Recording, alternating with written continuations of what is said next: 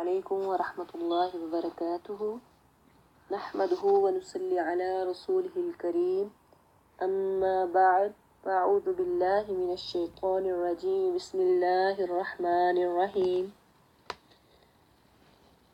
كان النبي صلى الله عليه وسلم لا يعرف فصل السورة حتى تنزل عليه بسم الله الرحمن الرحیم سنن ابی داود۔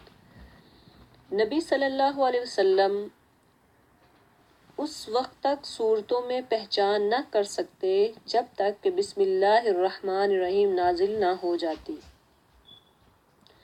سورۃ توبہ کی شروع میں تسمیہ نہیں ہے، مگر سورہ نمل میں 2 جگہ پر بسم اللہ الرحمن الرحیم آئی ہے، ایک تو سورت کے سٹارٹ میں اور دوسری دفعہ آیت نمبر 30 میں۔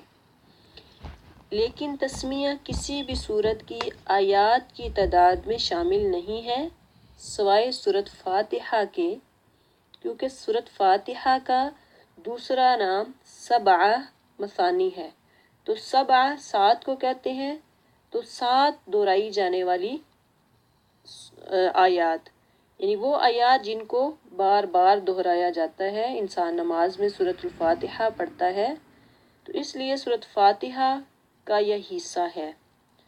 تو آج ہم بسم اللہ الرحمن الرحیم کی فضیلت اور اہمیت کے بارے میں پڑھیں گے۔ اس کی فضیلت کا اندازہ اس بات سے لگائیں کہ سب سے پہلی وحی جو ہے اللہ تعالیٰ نے اسی سے نازل فرمائی، اقرأ بسم ربک الذی خلق۔ تو یہاں پہ اللہ تعالیٰ نے اپنے نبی سے کیا فرمایا؟ اقرأ بسم ربک، یعنی اپنے اللہ کا نام لے کر پڑھیے۔ تو اسی طرح سے ایک اور حدیث ہے، حضرت جابر بن عبداللہ رضی اللہ تعالی عنہ فرماتے ہیں، جب پہلی بار بسم اللہ الرحمن الرحیم کا نزول ہوا تو بادل مشرق کی جانب بھاگ گئے، ہوا ساکن ہو گئی، سمندر ٹھہر گئے، جانوروں نے اس طرف کان لگائے، شیطانوں پر آسمان سے آگ برسنے لگی، اور اللہ تعالیٰ نے اپنی عزت و جلال کی قسم کھا کر فرمایا، جس چیز پر بسم اللہ الرحمن الرحیم پڑھی جائے گی میں اس میں ضرور برکت ڈال دوں گا۔ تفسیر الدور المنثور۔ حضرت ابو ہریرہ رضی اللہ تعالی عنہ فرماتے ہیں کہ نبی صلی اللہ علیہ وسلم نے فرمایا، کل امر ذی بال لا یبدأ فیہ بسم اللہ الرحمن الرحیم فہو اقطع، یعنی ہر وہ کام جس میں بسم اللہ الرحمن الرحیم نہ پڑھی جائے تو وہ بے برکت ہوتا ہے۔ تو اس لیے ہمیں ہر کام شروع کرنے سے پہلے، ہر اچھا کام کرنے سے پہلے بسم اللہ الرحمن الرحیم پڑھ لینی چاہیے، تاکہ ہمارے کام میں برکت ہو جائے، اللہ تعالیٰ اس میں رحمت نازل فرما لے۔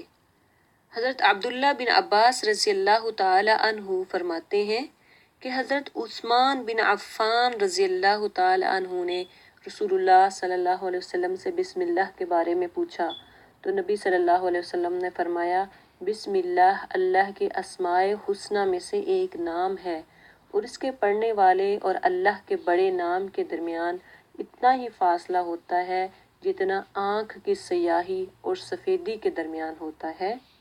تفسیر فتح القدیر۔ تو آئیے ایک اور بڑا پیارا علاج ہے جو بسم اللہ سے کیا جاتا ہے۔ حضرت عثمان بن عاص رضی اللہ تعالی عنہ نے نبی صلی اللہ علیہ وسلم سے شکایت کی، کیا کہتے ہیں کہ اللہ کے نبی صلی اللہ علیہ وسلم، جب سے اسلام قبول کیا ہے جسمانی دردیں دور نہیں ہو رہی، تو نبی صلی اللہ علیہ وسلم نے فرمایا، ضع یدک علی الذی ما لم من جسدک وقل بسم اللہ ثلاثا، اپنے ہاتھ کو جس جگہ درد ہوتی ہو اس جگہ پہ رکھ لو اور 3 دفعہ بسم اللہ الرحمن الرحیم پڑھو، تو اللہ تعالی شفا دے دے گا۔ اور ساتھ ہی فرمایا کہ 7 مرتبہ یہ دعا پڑھیں، اعوذ باللہ وقدرتہ من شر ما اجد واحاذر، صحیح مسلم، اعوذ باللہ وقدرتہ من شر ما اجد واحاذر۔